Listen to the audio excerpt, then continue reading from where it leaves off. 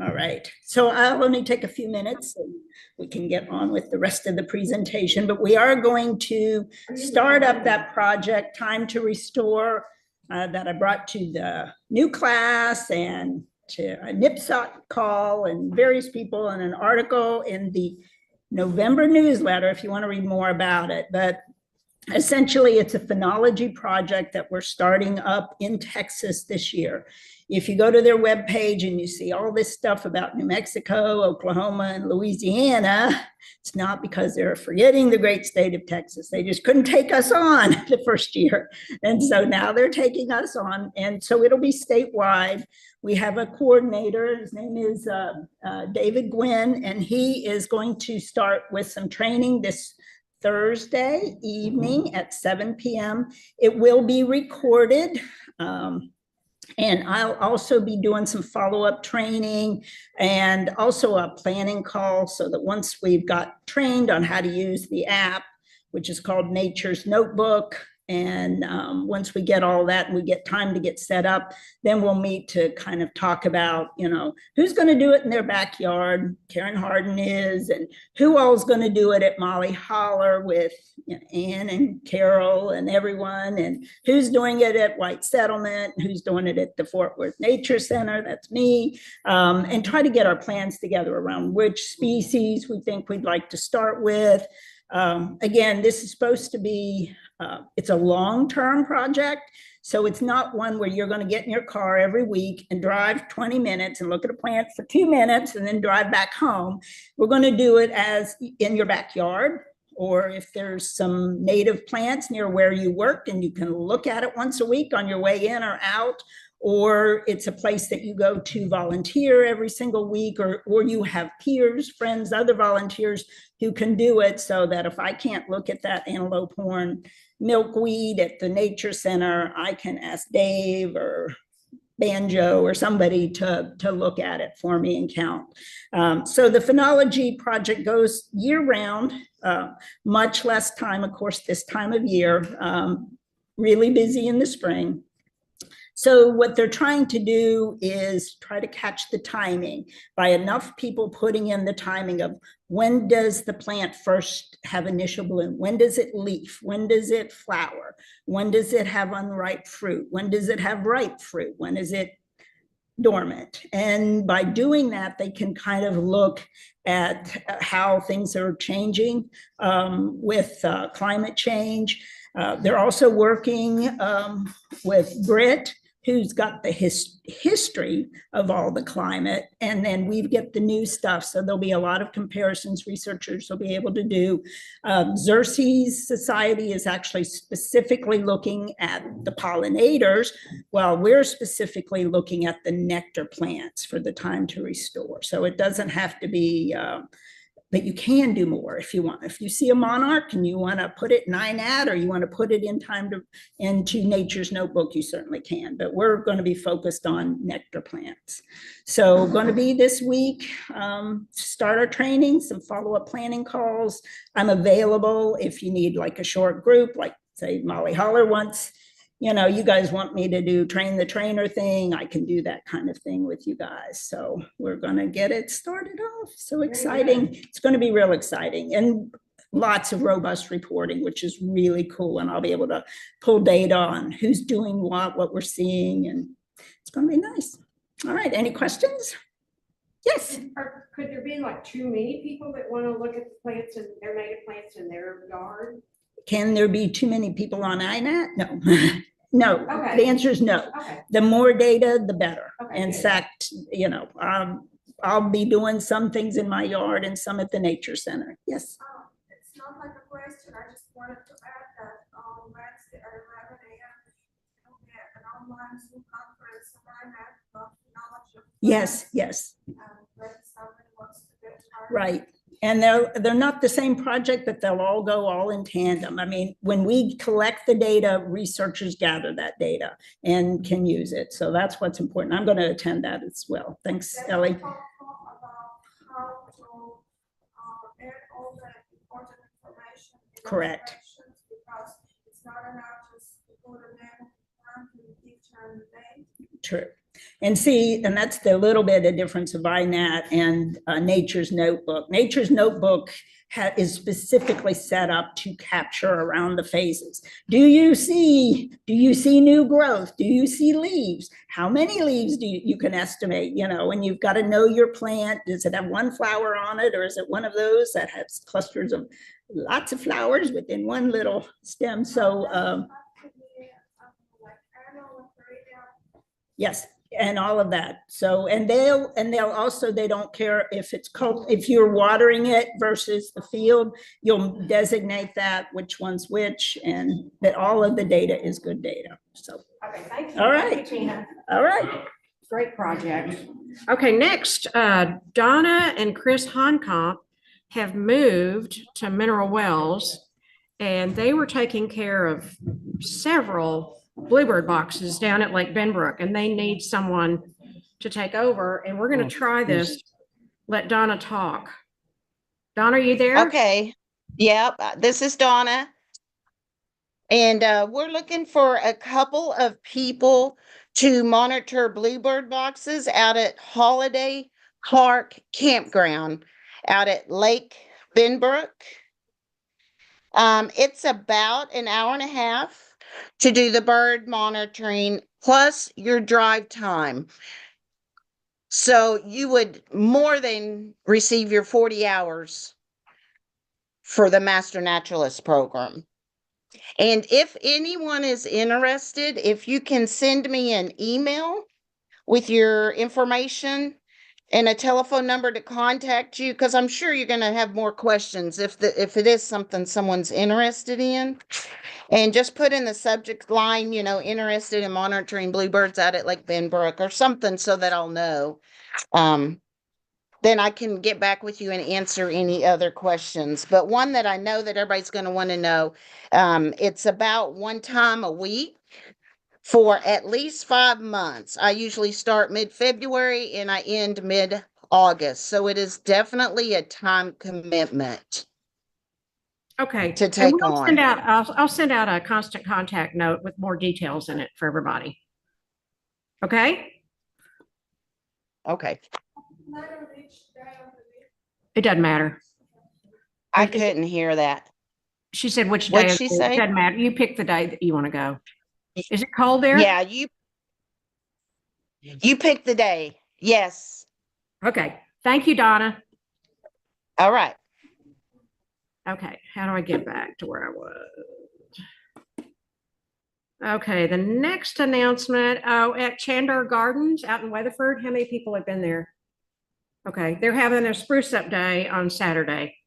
The fourth Saturday of the month. What's the fourth Saturday of this month?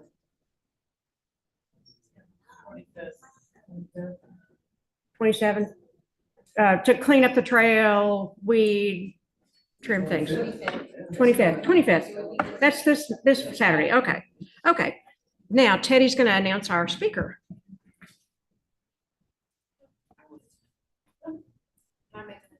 Oh, Carol has an announcement. It's about short and sweet. I want you. Sorry. Okay. Everybody, as the membership director, just as a reminder, in order to be considered an active member of our chapter, you have to log at least 1 hour, and that could be either a VS or an AT hour, and pay your dues, the $25 dues. To be recertified, if you're qualified to recertify it, in order to get your pins and all that, even the milestone pins, you have to be in good standing, which means pay your dues and log hours, report your hours. So I just wanted to remind everybody of that. Yes, our treasurer is here tonight. If you wanted to pay her, Deanne's here. Or you can go online to our website, that's ctmn.org, and there's a button that you pay your dues, and you can pay either with PayPal or a credit card. Any other questions? If you need to know your status, just give me a call. I'm in the newsletter, and thank you. Go ahead.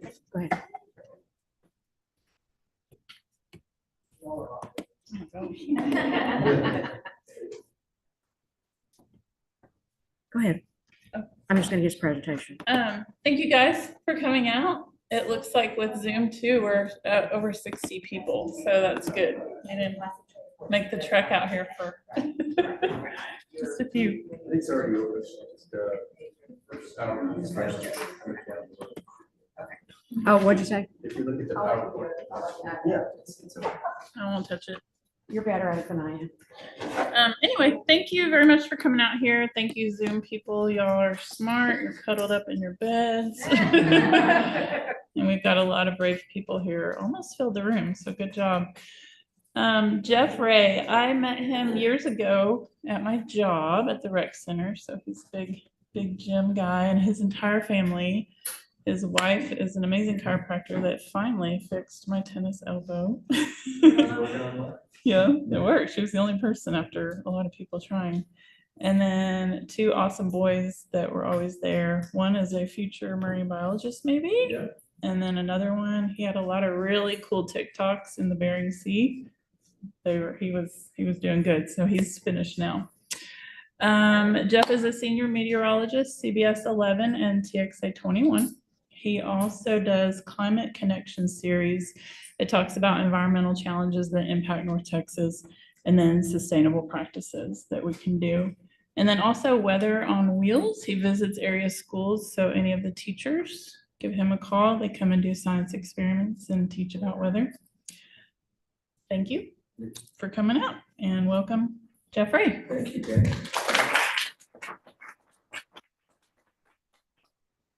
I never said that if I'll be your friend, but you have to come talk to my group. Let's get this thing started here. It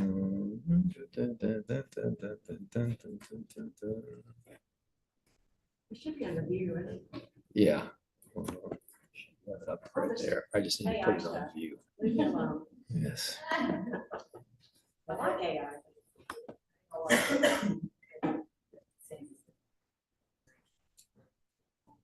Is it under view? It's under There you slideshow go, there you go. from beginning. There we go. Nice. So I am Jeff Ray, Ray of Sunshine. I guess my mom should have named me Sonny. Anyway, I'm the senior meteorologist, which is the kind way of saying I'm the old guy there. I cover that area. Anyone recognize the outline? That'd be Connecticut. So DFW is the size of Connecticut with 8 million people in it. So anyone comes into New York, say, hey, I got a friend in Philadelphia. Why don't you go down and see him? It's the same as saying, hey, you're going to DFW. I got a friend in Weatherford or Royce City. Why don't you go see him? Same distance. You know, I mean, we kind of get lost in the scope and size of this metroplex, but it is now the 4th largest television market in America. And by 2050 is forecasted, by the way, to be the biggest city. That area in red, DFW has a bigger population than any of those states in blue. So put it in perspective. I'm going to talk a lot about climate and how it's changed here in the DFW area. We actually now have 125 years of daily records. The record keeping started in the federal building in downtown Fort Worth. We started doing hourly obs in 1909, which are great help in the climatology. It did move to the Greater Southwest Airport, and then the DFW Airport, basically since the 50s. So it has moved about 3 times. Share your screen. Oh, how do I do that? Do you know? Escape for a second. Yeah, let's escape. If it will escape, I want to escape it. I'm on computer. Come on.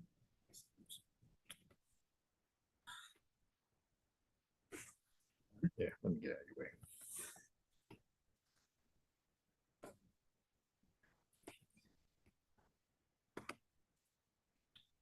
Huh. It won't leave it, will it? Nope, I want you to see escaping it. Crazy. Oh, don't turn it off, Jeff. I'm trying to think, there is the escape key isn't working, so it must be Shift Alt D, Shift Alt M. No, there's a keystroke that gets you out.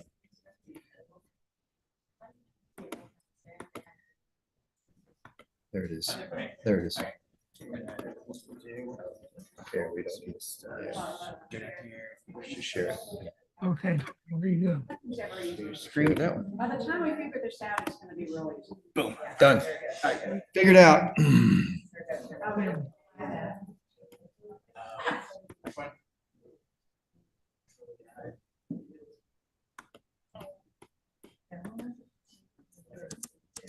Are they seeing it? Okay, good. We're very fortunate here that we have a very old climate record because, as you know, weather variation can be block to block, and what you need is a longitudinal study that goes back quite a ways to get a real handle on what's happening in any particular place. You got to have a long climate history if you're going to just put it in one place to try to represent a several county area like we're doing here. I can tell you kind of in the, I don't know how to get rid of that little black box. Let's see if I can slide it. There you go. In the overview of looking at the weather history here, our temperatures are certainly getting warmer. Our growing season is certainly getting longer. We're getting more extreme weather events. This is also what we're seeing across most of the United States and the globe. We're getting more intense heat waves here. We're getting more intense droughts. We're getting heavier precipitation events. We're getting more extreme flooding events as well. We're getting tropical systems that are strong enough to affect us even more than has been history. And we're getting larger hail and storms as well. And this all has to do with a real simple physics equation that the warmer the air is, the more moisture it holds. And the more moisture it holds, that is basically the fuel that powers thunderstorms, is the moisture in the air. So the storms are getting stronger. Everything is just getting, I guess the best way to say it is the strong are getting stronger. It's going to be a big weather event. It gets a little boost. It's like the weather on steroids. So now I have to make sure I'm on this to advance. As you know, we're now zone 8. Here, we're split between A and B. The minimum temperature of A is 10 to 15, B 15 to 20. Your plants should be able to survive if graded for 8A or 8B. 8B for where we're standing here. Of course, you know, we have, how many zones is that? There's a bunch of them, I guess, something like almost 20, but you guys know how to read that. I don't have to teach you that. But a couple of points about the new zone change I want you to keep in mind if you're buying plants for 8 is that as we break down the seasons, last century, this century, winter and fall haven't warmed as much as spring and summer.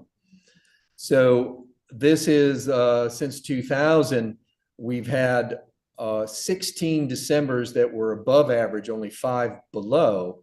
In January, it's about a wash. In February, it's the only month that is like this of the 12. There's actually been more colder Februaries this century than warmer ones. Coconut water. Yes. Thank you, dear. Okay, good. But anyway, there's also another very simple reason for that. The winters are getting warmer. They're bottling.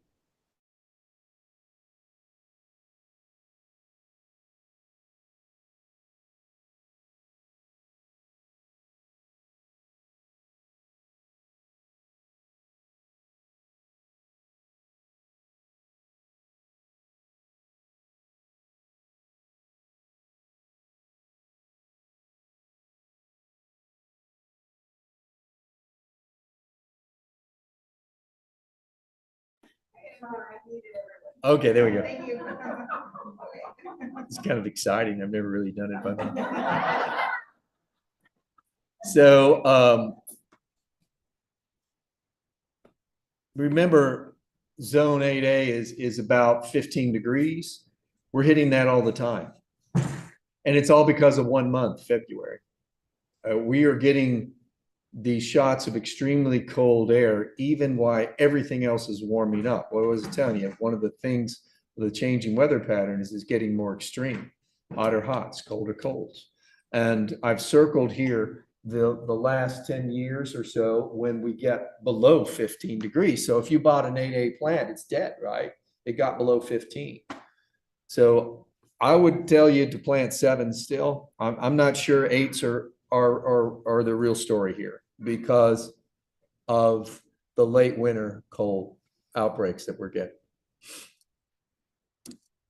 And I'll end here. So there's your advice. Good news for us, the growing season is definitely getting longer. It's getting longer all over the United States, but here it's about 20 days, which is nice. I'll go through all the numbers kind of quick. I've been looking at this database for about 10 years now. And I'll do by season to make it a little bit simpler. Let's talk about winter. Basically, winters are getting shorter. They are warmer, and they're also more extreme. You probably can have seen this yourself in your own backyard. The biggest thing that stands out in the records when you go back, this trend started mostly in the 80s, that the cold air that comes down doesn't stick around anymore. This has really been exaggerated over the last 10 years. But if you would go look from the 1800s, the 1890s actually, all the way up into the 1930s, it was basically cold here from middle December to usually sometime in later February. We literally just stayed cold. That does not happen anymore. We vacillate between spring and winter here all winter long. And the cold streaks are getting shorter. And this is a classic example. I mean, it is really cold out there tonight. It's been cold for the last 2 days. It's going to be cold again tomorrow. And by the time we get to the weekend, we're back into the 60s. I mean, it's up and down, up and down, up and down. We're getting fewer number of freezes as well. Before suddenly winter arrived here in January, we had 1 freeze at DFW this winter, 1. So that means if you went out and covered your tomato plants, you were still getting tomatoes in the first week of January. I was. So I like to refer to winter as kind of winter weirdy. The way the pattern has been shaping up here lately. December 21st of 2021, is a classic example of what, an extreme example, but an example of what winter's been doing here. The average temperature that December was 61.2 degrees. Normal is 48.1. So we had a December that was warmer than the average October. In fact, we had a December that would have been the 10th warmest November on record. That's how warm the December is. The second warmest December is 54 degrees. So that means that the difference is 7 degrees. All the other months, the difference between 1 and 2 is less than a degree.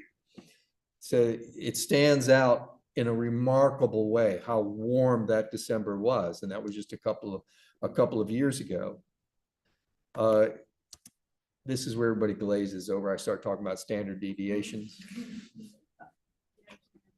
Yes, engineering, right there. Take any group of numbers and you can group them in frequency, right? And it's a way to organize the database is as you start looking at standard deviation, because what it should tell you is what are the odds of this happening again? And a December like that is a standard deviation +3, and climatological parallel, that's about a 1,000-year event.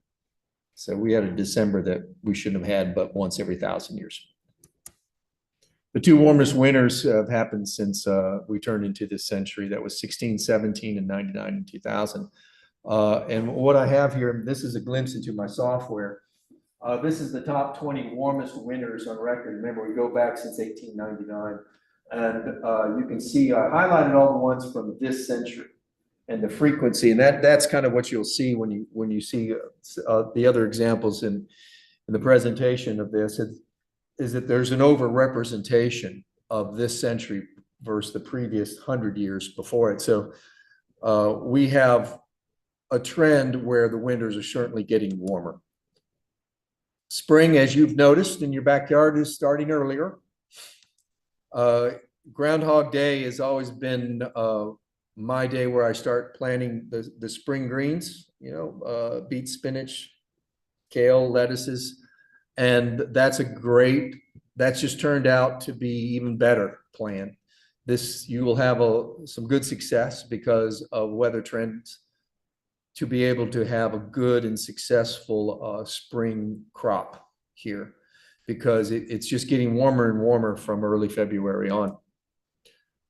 If I take the last 3 springs, the warmest ones all have been in the top 20, but just the last 3 of the 20 warmest springs, DFW 12 have happened since the year 2000. Again, over representation of this century to the others. And then let's talk about summer, or as I like to refer to it, the gate of which all our plants must pass. Summer's getting hotter, and more disturbing as the nights are getting warmer. 2011, of course, was the hottest summer on record, which I definitely remember. That was my first year here. And we moved in an apartment that had this really nice shaded pool. And what I remember that summer is staring at my wife, who was staring at me from across the pool all summer long, wondering what I just moved our family into. She was from Missouri and had been through like 100-degree day, and we got 71 of them that summer. So by the way, the 3rd hottest summer ever was 23, and the 5th hottest was 22. Of the 20 hottest summers at DFW, 10 have happened since the year 2000. As you would guess, as summers are getting warmer, we're getting more 100-degree days. The previous century would get 16 a summer. Now we're getting 23 a summer. And what's interesting, as of the year before, not this year, not 24, but 23, where we had 26 days where it got 105 or hotter. Then this summer, 1. But anyway, if you take a look at since 2000, we are getting a higher percentage of really intense hot days. And if you don't think your plant can tell the difference between 100 and 105, let me tell you, 105 just seems to be, you start getting towards that number, things change in your backyard. At least they do in mine. So the days are getting hotter, but also they're getting more intense. We're getting hotter hots, colder colds. This is what kind of worries me more than anything, is the warm nights, because a native plant isn't used to nights that stay in the 80s, right? These native plants have been around for thousands and thousands of years. In the previous century, we would get hardly any, and now we're getting a lot of them across the summer. Back in 2011, that hottest year ever, we had 55 nights where it never got below 80 degrees. And it has everything to do with the closing of the stoma on the leaf, that you need to have a certain threshold temperature by end of the day for the signal to plant to close the stoma, because it can only do it during photosynthesis. It can't do it once the sun is down. So if it gets caught open, it dries out. And let me tell you, if you get a plant in that cycle, I don't care how much you water it, the damage is being done inside the plant. You'll have a very difficult time trying to water to recover the plant. So I think this is going to get deadly even for some native plants if we continue these trends of very warm nights. It's very much an urban heat island effect, where the 8 million people are growing stuff inside the Metroplex. So I think you'll hear more about that over the next couple of years. The heat stress isn't from the day, it's from the night during the summer. These very warm nights where it's 84 degrees or above, like Key West, it's brand new to this century. In the previous 100 years, we get 1 a decade. Now we're getting 1 a year. And if you talk about an overnight low that's 85 degrees, we only had 1 in the previous century. That happened 1 night. And since 2011, we've had 19 of them. So let's talk about fall. If anyone can tell me when fall starts, I'd love to hear your opinion. I have no idea when fall starts anymore. I got so excited when I moved here that there were 3 growing seasons, your spring, your summer, your fall. You can rotate 3 crop cycles. out. And the fall one, a lot of the planting is done late August, early September, and it's just too hot for those seedlings to survive. I've tried it now for about 4 years in a row. I didn't try it this last year. And I failed every time because it just got too hot. We're still getting near 100-degree days in October. So, and my little tiny plants were not making it. So, whereas the spring crop cycle is better, this one is worse. But of the top 10 warmest falls on record, 5 of the 6 have just happened in the last 19 years. So falls are certainly getting warmer. 2023 was the 10th warmest fall on record. It's interesting to note that of all the seasons, fall has changed the most. Fall is the warmest of all of them. Anyway, calendar year. I don't know if you've seen this before. It's Ed Hawkins' climate chart. That's 121 stripes. If the stripe is blue, that was a year of below normal temperatures. If it was white, it was close to neutral. If it was red, it was above. There's the Dust Bowl years. There's the drought of record for Tarrant Basin, 50s.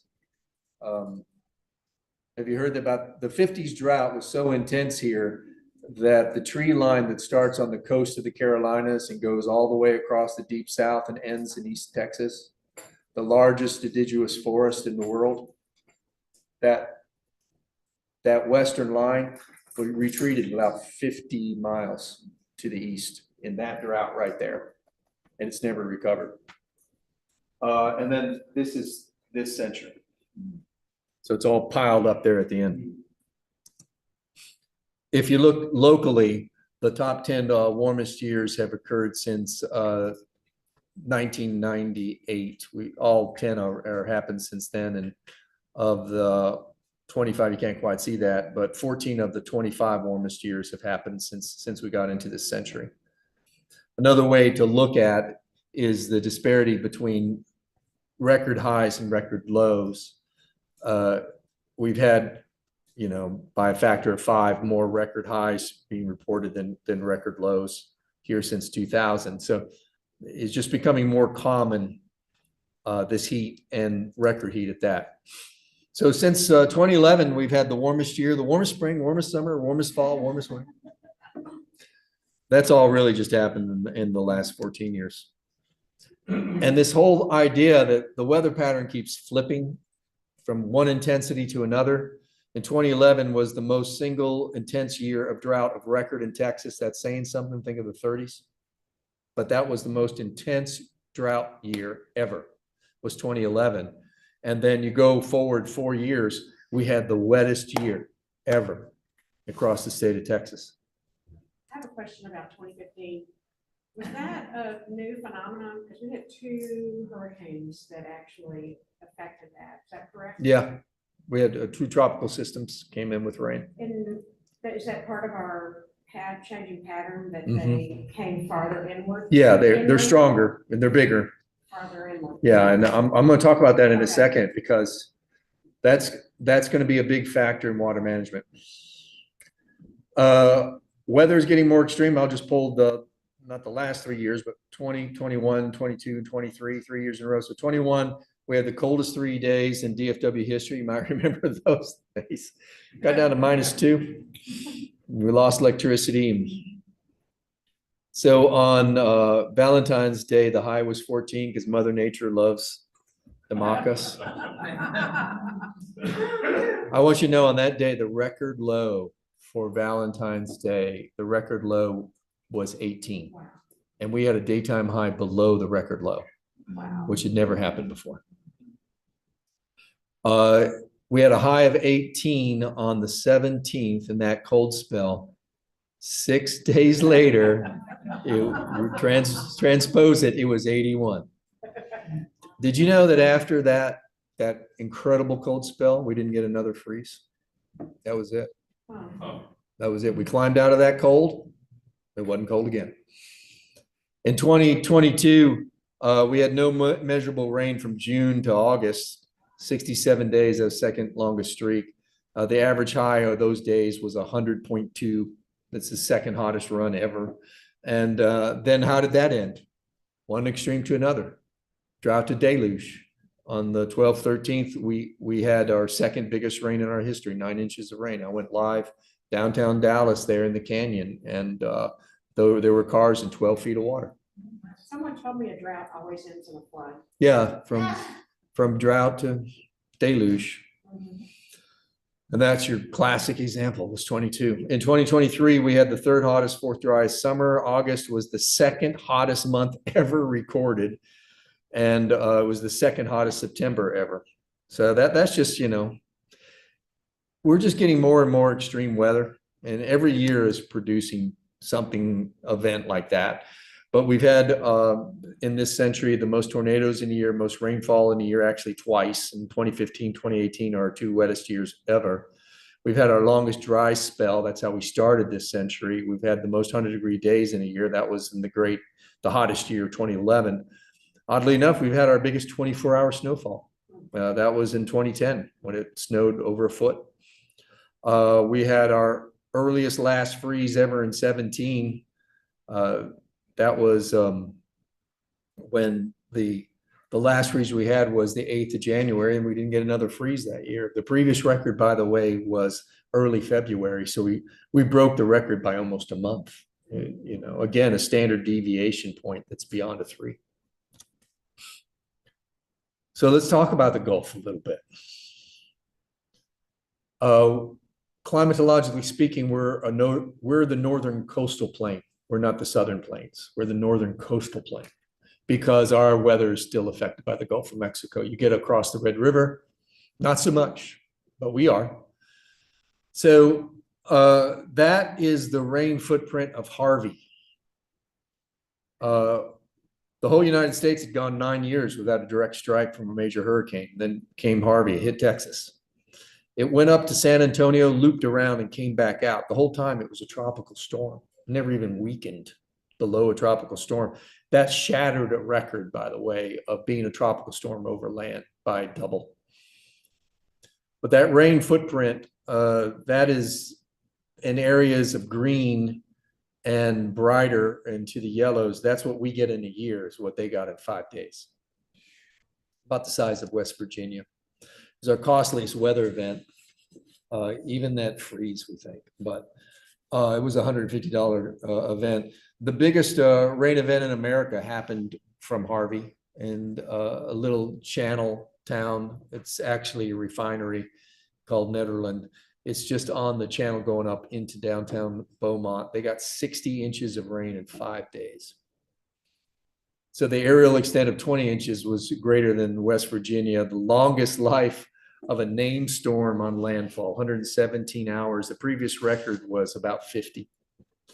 It was estimated to drop 19 trillion gallons of rain over Texas. We have Doppler radar now. We can look at the size of the raindrop, and what's really improved is an estimate of how much rain is falling from these storms. It used to be a wild guess and you had to use gauges, but now you can calculate it pretty closely now with just a few observations and the radar data. So that's a pretty good estimate, 19 trillion gallons. And if you're wondering what 19 trillion gallons is, I'll walk you through this because I had to do the math to try to understand it. Have you ever been on I-10 where you go across the Texas state line? Is that big flex? The sign says Beaumont 23 miles, El Paso 857, because that's so Texas, man. Take you all day to drive across. Can't do it in a day. So what I want you to imagine is that you're going to get on I-10 there at the Louisiana state line, drive across Texas, and on both sides of the interstate is 5 inches of standing water the whole way, because what fell from Harvey could cover the entire state in 5 inches of water. That's how much rain came out of Harvey. There's never been an event like it. Harvey was massive in size. And basically that loop that it did over Texas, it dropped all its rain on us.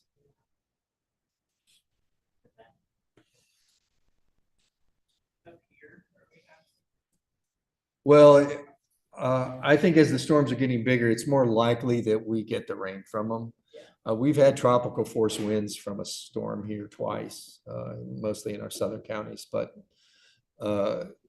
the storms are getting bigger and dropping more rain is really what's happening. Other than the other thing that's really remarkable, they're intensifying very quickly now. Shockingly so over open water. So, yes. I heard there was a lot of speculation about them making a new category system. Would that ever be a possible like escalation for something like that? I've heard those rumors that I think what they're going to start classifying now is the anticipated impact from the water, since flooding kills more than wind from hurricanes. All you have to do is look at the Gulf of Mexico. I wonder how we got a Harvey. I'm sorry that I didn't get 2024's analysis yet, but this is in August of 23. This is the 80-year trend of the water temperature of the Gulf, and that's where it was in 23. And it, as far as I know, 24, actually you're looking at 24, 23 is just below it. 24 did end up to be the record warmest by about half a degree or so. So it's a pretty remarkable difference over the last 2 years in the Gulf of Mexico. It's really warmed up. And what's ironic is it's in this picture right here, that outline. Did you know that as far as total heat content, that's the warmest body of water on this planet is the Gulf of Mexico. It's got a closed gyre. It's closed.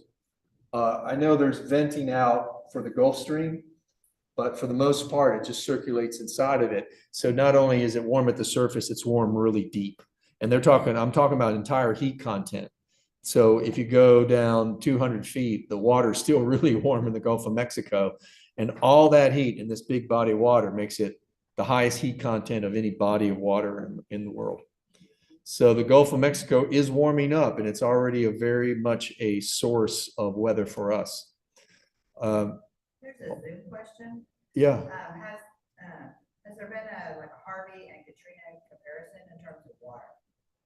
Katrina moved a lot faster, and that was all the difference. Katrina was smaller too.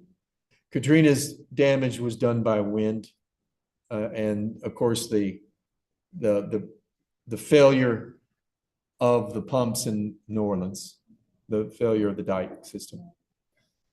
10 major hurricanes have struck the Gulf Coast since 2017. That same number of 10, you have to go back 70 years to get to 10. So this is just since 2017. So what's happening? And the strong is getting stronger. So a hurricane that might be a category 1 gets into this Gulf where it's incredibly warm, it ramps up, intensifies, and suddenly it's a major hurricane that comes on shore. Whereas 10 years ago, 20 years ago, it would have stayed a Cat 1, if not a tropical storm. But it's feeding off this warm water and becoming a Cat 3 or above, and then striking. So I anticipate this trend to continue. And what's more disturbing for Florida is that whereas the West Coast had always been kind of sheltered from hurricane activity in the previous century, now it's ground zero because of the Gulf water temperatures. So that's a complete shift in insurance, the way they write insurance in Florida.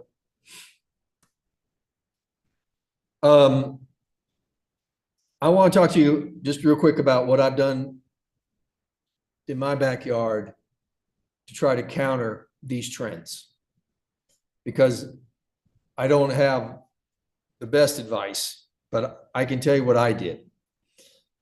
Because of the bigger rain events that we're getting, because the first time I planted my backyard in the spring, when I bought my house, I got a 3-inch rain in my backyard like 3 weeks later and drowned every plant I just put in. So I raised all my beds. They don't have to go up high, only about 8 inches. You just got to make sure the crown is above your water table and won't have standing water in your bed. And raised beds, I think, are going to be the way to go around here. And because of the hotter summers, I think you should all learn how to string shade cloth. I had most of my yard shaded last summer. And I would highly recommend that you start using shade cloth because the intensity of the heat, when it's 105, you're gonna need that shade cloth. So your plant thinks it's only like 95 instead of 105, because it will survive 95. A lot of them won't make it through 105. So I really think you should go to shade cloth. And if you haven't gone to drip irrigation, I'm just telling you, you're going to. You might as well do it now, because there's no way you can hand water your plants anymore. You're going to have to go to drip, and it's have to be under a bed of mulch, or you will have a water bill you can't stomach. So if you haven't done it yet, go ahead. It's not getting any better. I highly recommend frost cloth, at least going into the winter, because these freezes going into winter are becoming more sporadic, coming later. There's been some winters where just a couple of nights of covering your plants, you're able to harvest way deep into the winter, because that hard freeze is coming later and later. And because of the warmer nights, this is, like I said, I think this is going to be a big problem down the road. But what I do is, when I look at the forecast and I see the overnight low is going to stay above 80, I don't water in the morning. I hand water at the end of the day. And that's when the sun is still out. I can still get evaporation. The photons still hitting the water droplets, still getting evaporational cooling is what I'm getting to. And I'm not watering the plant, of course. I'm watering the soil. And I'm watering around the plant. Sometimes I'm even watering the rock. It drives my wife crazy. But what I'm doing is I'm drawing the heat out as best I can. So the hope is that garden bed overnight gets to 79. So I'm trying to take heat out of the garden at the end of the day, hand watering. This is the drainage system I put in. That's the house I bought, in the yard. The way it looked like, it was covered in grass. I don't have any grass in my backyard now, but it's all garden. So I had to put in a French drain on both sides in order to handle big rain events. My yard was pretty flat, is pretty flat. And I protect from the afternoon sun. The way I did it, I have a pergola in the middle of it that I built. And then on the edge, you can see one of the poles here. My entire backyard is corralled with hanging wire. So I use my pergola and that wire to position my shade cloth. So I can put it anywhere. And I do change it a little as the summer goes on because of summer sun angle. But most of the time I just hang them usually somewhere in early June, and they stay up till mid-September or so. And their sole purpose is to keep my plant beds cool. So none of my raised beds are in direct sunlight after about 3 o'clock. I also rest some beds in the summer too. Anyway, you can join me on Twitter and Facebook. I got into this business because I was in a tornado at 7, and it hit right on the other side of a ridge line from our house. Our carport was destroyed. I was in a neighbor's house across the street, and I remember the dad and the oldest son, who was a football player, keeping the door shut. The wind was trying to blow it open, and we were looking out the window, and everything you could imagine was flying by. It's still one of the worst tornadoes in Mount Clemens, Michigan history. In Michigan history, it killed 9 people, and it wiped out a farmhouse on the other side of that ridge behind my house, and there was a family in there, and it was the mother and 3 kids died. And one of those boys was the same age as my sister. And that was the first funeral I ever went to, was the mother and the children, but that boy. And I just remember, I'm 7 years old now, at this funeral and looking at that tiny little casket, and I'm 7 years old. It kind of freaks me out. I was really in a state. And I didn't know what a tornado was, and they had to explain that to me later. And I didn't know there was even a career called meteorology, or that you could get on TV and warn about tornadoes. I didn't know any of that. But I tell you, I was 7 years old, and I was sitting in that church in that pew, and I said, I'm going to figure out a way to keep kids from dying from tornadoes. I made a promise to a 7-year-old, and 60 years later, I've kept that promise. That's what I do. That's what I do. I protect you. That's my job. You have to live with purpose in life. That's my purpose. Now, we only have severe weather like that maybe 20 days a year. So if 20 days a year, I need you to listen to me. I need you to trust me and listen to me. The other time, I'm just hair and teeth and I'm trying to give you something that you need to know. Then this showed up and now I have to be popular. Isn't it enough that it's just my mission to protect you? So give us some tornado advice, because I think we all become kind of numb. The tornadoes? Well, tornado warning, big deal. Yeah, don't do that. So the best thing, the best recommendation I can have for you is to buy an app. I use Radar Scope and it's expensive. It's like $13 or something, but it gives you the local radar and it can give you velocity is what you want to look at, because you can see the tornado in velocity. You should have one on your phone. You should be able to open up your phone, look at the radar and see where that tornado is. Because if it's anywhere near you, you need to find shelter. The odds of a tornado hitting your house are once every 5,000 years. There's a chance it might come into your neighborhood. There's a chance it could brush by you and do damage. But the odds of it hitting your house are just astronomically small. But yet, that's what happens, right? A tornado comes through and it hit a couple houses. If you're not prepared, it'll kill you.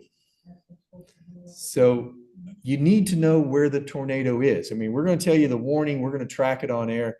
Just leave the television on, turn it up loud if you have to go into the safest room. But the safest room in your house is in my house, it's the pantry in the middle of the house.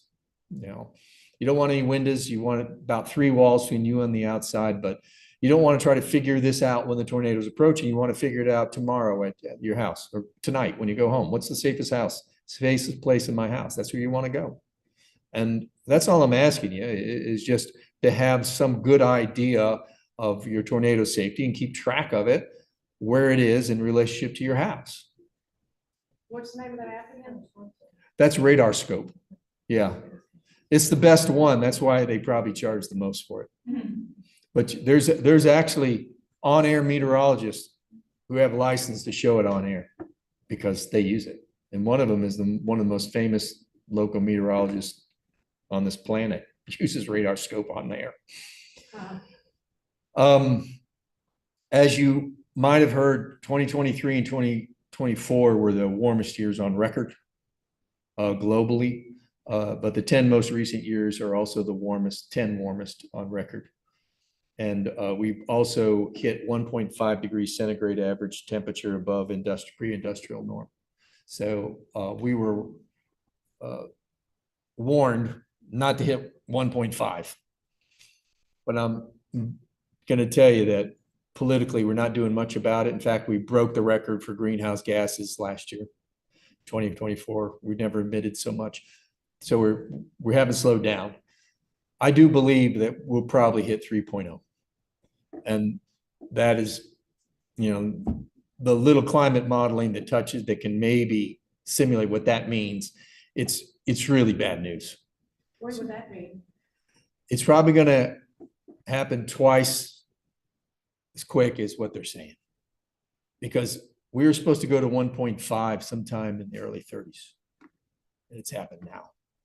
So we'll probably be at 3.0 in the 30s.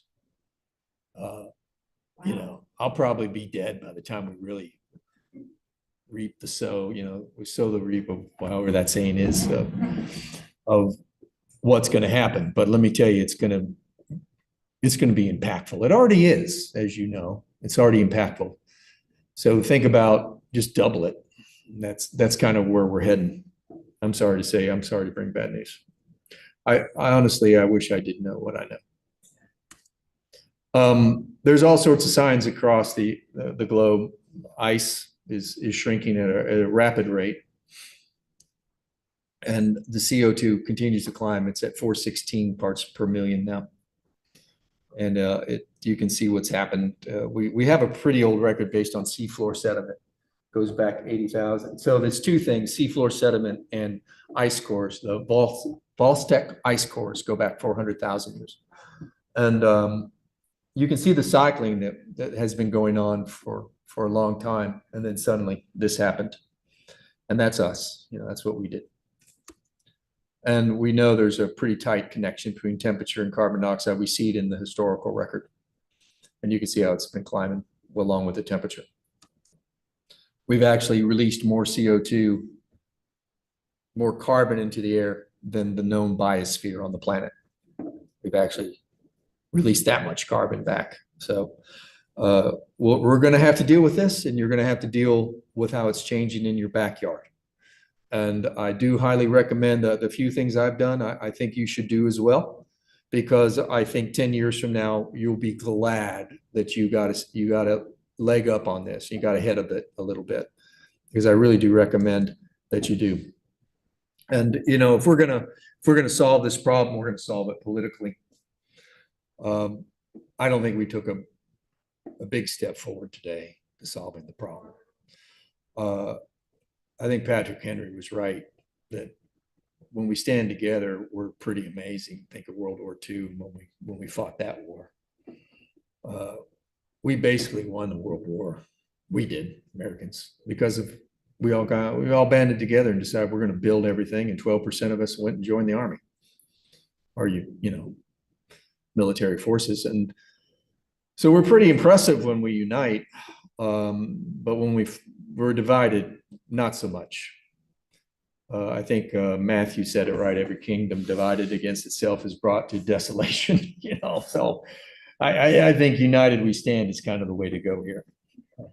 Yes. Can you address sea currents? They talk about reversing of sea currents and some of the. Yes, the slowing of the Atlantic Meridional.